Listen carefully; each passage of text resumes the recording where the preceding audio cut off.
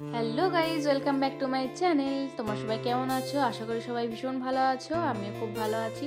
আর আজকে দেখো নিয়ে চলে এসেছি একটা রেসিপি যদিও এটা পরে আগেও শেয়ার করেছি, কিন্তু অনেকে জানতে চেয়েছিলে যে দিদি একবার শেয়ার করো তো শুধু আলাদাভাবে, তো সেই কারণে আর কি।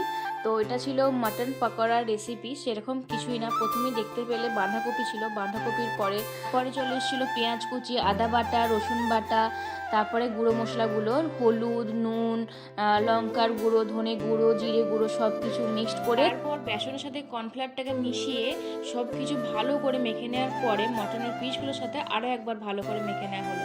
সেই মাখাটাকে কিছুক্ষণ রেখে দেওয়ার সময় তেলটাকে গরম করতে দিয়ে দিয়েছিলাম। তেলটা গরম হয়ে আসার পরে দিদি কিন্তু সেই মটনের পিসগুলো একে একে কিন্তু ওই গরম হয়ে আসা তেলের মধ্যে ছেড়ে দিল। আর দেখো একে একে কিন্তু ভাজাও কমপ্লিট হয়ে গেছে।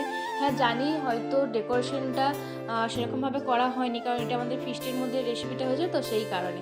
তো দেখতে যাই হোক না কেন, খেতে দুর্দান্ত হয়েছিল। তোমরা একবার ট্রাই করে দেখো, অবশ্যই ভালো লাগে। আমাদের তো খুব ভালো লাগে, তোমাদের কেমন লাগে সেটাও জানিও। বাই।